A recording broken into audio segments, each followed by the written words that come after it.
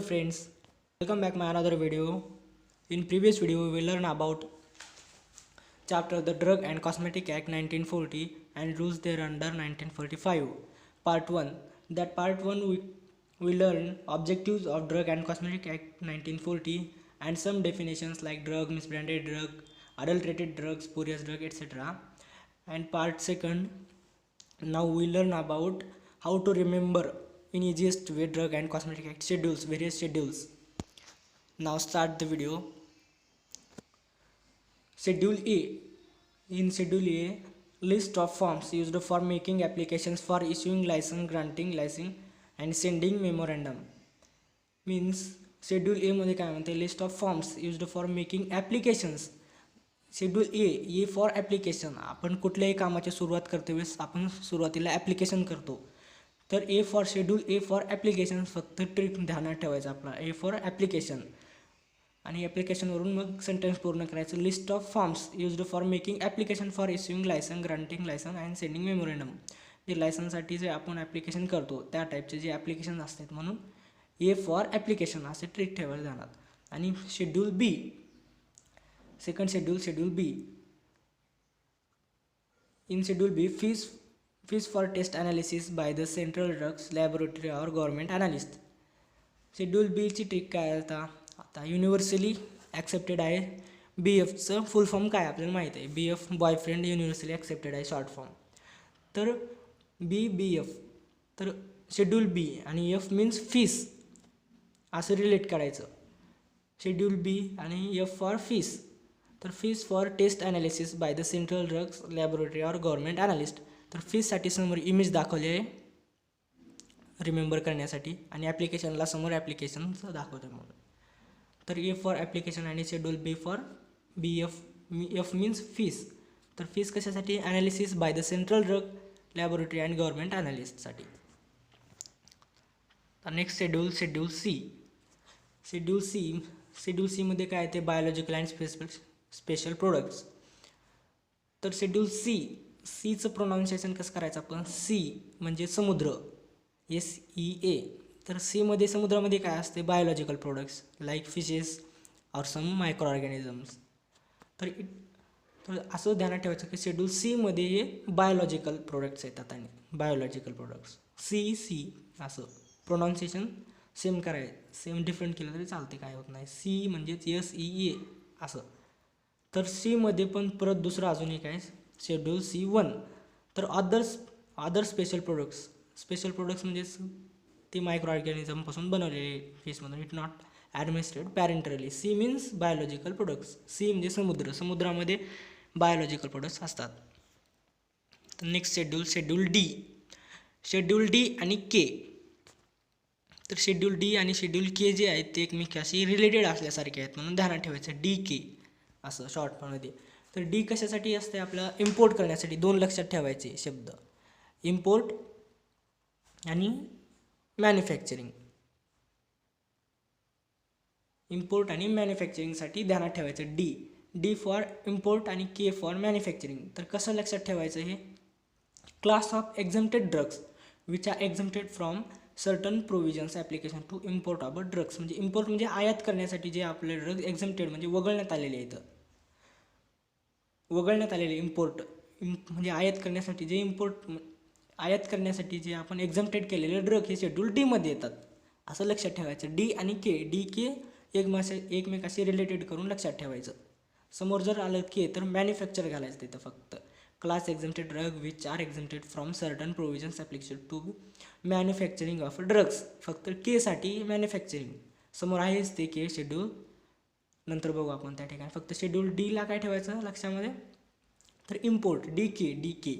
तर डीला इम्पोर्ट आणि केला मॅन्युफॅक्चरिंग, एवढंच लक्षात ठेवायचं. इम्पोर्टच्या ठिकाणी मॅन्युफॅक्चर घालायचं तिथं. तर next schedule E, list of poison substances omitted. E केल्यानंतर आपलं तोंडाची ॲक्शन ई होते. म्हणजे आपलं कुठेही घाणेरडी वस्तू दिसली, समजा काही झालं तर ई म्हणतं कोणी पण, कॅज्युअली म्हणतं कोणी. ई फॉर पॉयझन खाल्लं तर घाणेरडं असतं. म्हणजे कोण खाऊन बघितलं नाही, जे खाऊन बघितलं ते टेस्ट सांगू शकत नाही. तर लिस्ट ऑफ पॉयझन्स म्हणजे ई म्हणजे काही जरी आपण घाणेरडं काही बघलं तर ई म्हणजे पॉयझन असते, असं लक्षात ठेवायचं थोडक्यामध्ये. तर पॉयझनचं पुढं पिक्चर आहे ध्यानात ठेवण्यासाठी. तर शेड्यूल E1, ई म्हणजे पॉयझन, तर तिथं असतेच. आणि E1मध्ये काय तर लिस्ट ऑफ आयुर्वेदिक, सिद्ध, युनानी पॉयझन्स. तर शेड्यूल E1मध्ये आयुर्वेदिक, सिद्ध आणि युनानीचे पॉयझन सबस्टन्स असतात शेड्यूल E1मध्ये. तर नेक्स्ट शेड्यूल एफ पासून आपण आता शेड्यूल एफचे व्हेरियस सब टाईप असल्यासारखे आहेत. तर F1, परत F2 आणि F3 आणि F हे असे व्हेरियस शेड्यूल आहेत. तर इथं आपण एफसाठी एक वेगळी आपण ट्रिक अप्लाय करू. आता एफ फॉर एफ ए पासून स्टार्ट करूया. FB म्हणजे फेसबुक. तर फेसबुकपासून आपण शेड्यूल एफचे टोटल लक्षात ठेवूया. आता FBवर जर रिलेशन जमलं कोणाचं कुठलं, आता आजकालपर्यंत जमते कोणाचं पण रिलेशन FBवर, काही जण काय माहीत नाही आपल्याला, पण असं म्हणतात कोणी पण, कसं माझं FBवर हे झालं ते झालं. तर FB म्हणजे फेसबुकवर एक आपण स्टोरी रिलेटेड करूया. तर शेड्यूल एफ फॉर FB काय करणार, provision application to blood bank. FB म्हणजे काय, ब्लड बँक असं. तर requirements and licensing process blood components. FB blood bank असं ध्यानात ठेवायचं. FB म्हणजे शेड्यूल एफ आणि B ब्लड बँक असं. Requirements and licensing process blood components.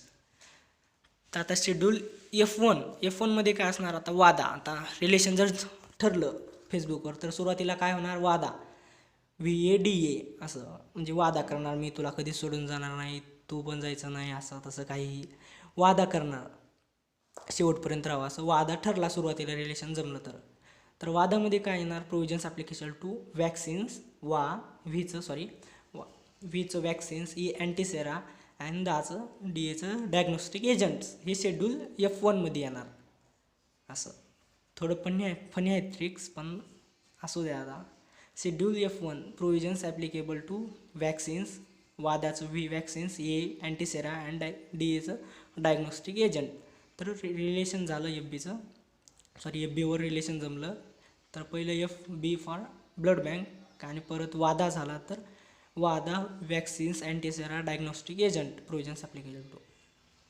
तर F1मध्ये झालं. आता नेक्स्ट F2मध्ये काय आहे, F2मध्ये SD. तर शेड्यूल F2मध्ये SD म्हणजे थोडा वेळ रिलेशन चाललं त्याचं काही दिवस, मग काय झालं, सोशल डिस्टन्सिंग झाली थोडक्यात, म्हणजे डिस्टन्सिंग झालं त्या दोन रिलेशनमध्ये लगेच काही दिवसांनी. तर standard for the surgical dressing, social distancing असं ध्यानात ठेवायचं, आणि SD फॉर सर्जिकल ड्रेसिंग असं. शेड्यूल F2मध्ये SD फॉर लक्षात ठेवण्यासाठी सोशल डिस्टन्सिंग आणि सर्जिकल ड्रेसिंग असं एकमेकाशी रिलेटेड करून लक्षात ठेवायचं. Standard for the surgical dressing असं. F2 SD आणि सर्जिकल ड्रेसिंग असं. तर schedule F3 standard for the umbilical tips. F3 म्हणजे जर सर्जिकल. शेड्यूल F2मध्ये काय झालं, सोशल डिस्टन्सिंग झाली त्या रिलेशनमध्ये, आणि शेड्यूल 3मध्ये काय झालं थोडक्यात लक्षात ठेवायचं आपण, त्यांचं ब्रेकअप झालं म्हणजे ते एकमेकाला तू जा, निघून जा माझ्या आयुष्यातून, म्हणजे मराठी शब्द चलसूट, माझ्या आयुष्यातून चलसूट असं गावरान भाषेमध्ये बोलतात. चलसूट म्हणजे SUT, तर सूट. तर standard for the umbilical tips, SUT म्हणजे standards for the umbilical tips, umbilical tips असं SUT. चलसूट F3 म्हणजे इथं F2मध्ये काय झालं, सोशल डिस्टन्सिंग झाली, म्हणजे सर्जिकल ड्रेसिंग F2मध्ये लक्षात ठेवायचं. आणि शेड्यूल F3 म्हणजे अम्बिलिकल सूट, माझ्या आयुष्यातून निघून जायचं सूट, तर standard for the umbilical tips असं. आणि शेड्यूल FF म्हणजे ऑफ, आजकाल शॉर्ट फॉर्म मध्ये जास्त वापरते चॅटिंगच्या वेळेस, ऑफ करू वाटत नाही म्हणून काही जण FF काही वापरतात शॉर्ट फॉर्म. तर ऑफसाठी FF. तर आपण ऑफपासून काय वापरायचं लक्षात ठेवायचं, OFचं ऑफ्थॅल्मिक प्रिपरेशन असं.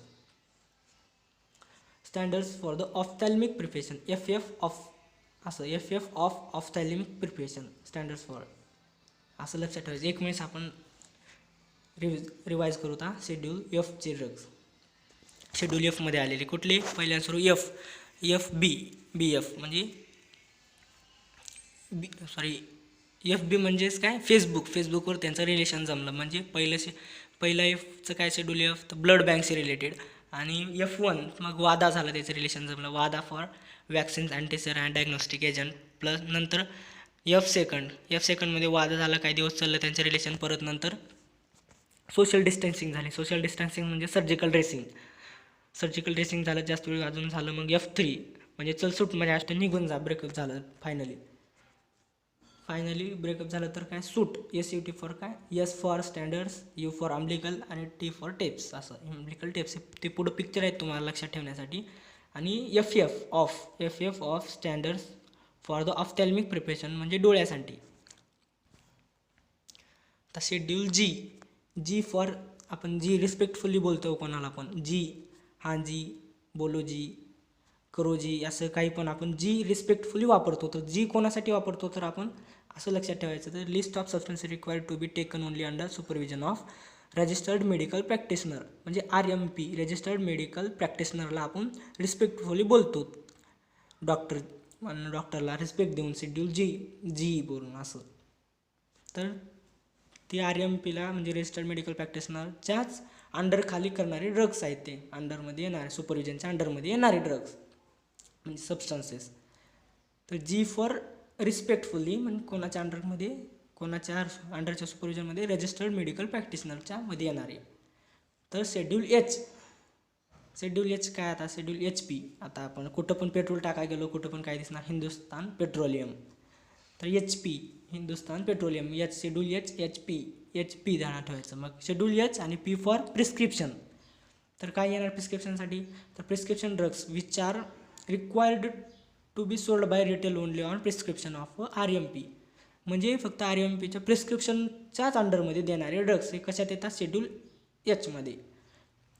प्रिस्क्रिप्शनशिवाय न दिले जाणारे Hमध्ये येणार ते ड्रग, HP. शेड्यूल G म्हणजे लक्षात ठेवण्यासाठी कुठलं, रिस्पेक्टफुली ध्यानात ठेवायचं, जी असं करून. मग आपण रिस्पेक्ट कोणाला देतो, डॉक्टरांना म्हणजेच रजिस्टर्ड मेडिकल प्रॅक्टिशनरला. तर नेक्स्ट शेड्यूल जे लिस्ट ऑफ जे झंडू ड्रग्स. तर असं झंडू म्हणजे कोणाला म्हणतात, कोणाला उद्देशून जो कोणी काही कामाचा नसतो, काय झंडू आहेस असं काही तर म्हणतात गारोन भाषेमध्ये. तर जे फॉर झंडू म्हणजे list of diseases and alignments which a drug may not claim or prevent or cure. म्हणजे ते कुठल्याच कामाचे राहत नाहीत, प्रिव्हेंट करण्यासाठी राहत नाहीत, क्युअर करण्यासाठी. ते असे डिसीजेस येणार याच्यामध्ये. जे शेड्यूल जेमध्ये काय सबस्टन्सेस हे ते नाही, फक्त डिसीजेस येणार. कुठले, जे की विच मे नॉट क्लेम करू शकत नाहीत आणि प्रिव्हेंट ऑर क्युअर सुद्धा करू शकत नाहीत, म्हणजे ते काहीच करत नाहीत. जे फॉर झंडू म्हणजे काय, काही कामाचे नसणारे ड्रग म्हणजेच may not claim to prevent or cure करणारे. नंतर काय, शेड्यूल के म्हणजे डी के म्हणलं ना, शेड्यूल D आणि शेड्यूल K हे एकमेकाशी रिलेटेड असणार म्हणून लक्षात ठेवा. D फॉर इम्पोर्ट I आणि M फॉर मॅन्युफॅक्चरिंग असं.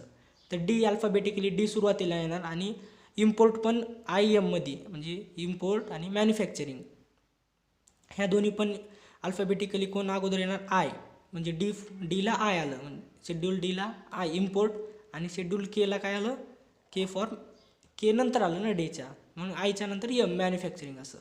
List of drugs exempted from certain provisions applicable to manufacture of the drugs and sale of drugs. ज्याच्यात काय ना, list exempted from the certain provisions applicable manufacture of the drugs and sale of the drugs. म्हणजे ह्याच्यात मॅन्युफॅक्चरिंगचे exempted म्हणजे वगळून list of the drugs for certain provisions to manufacturing वगळणारे drugs आहेत, जे की ते शेड्यूल Kमध्ये येतात. DK लक्षात ठेवा, D for import, the list of drugs exempted from certain provisions applicable to import येणार. Dच्या ठिकाणी काय येणार, import of the drugs and sale of the drugs असं. आणि केला काय येणार, list of drugs exempted from certain provisions applicable to manufacture of the drugs and sale of the drugs. Thank you friends watching my video. If any mistake, please forgive me and remaining schedules we learn in next video. Thank you.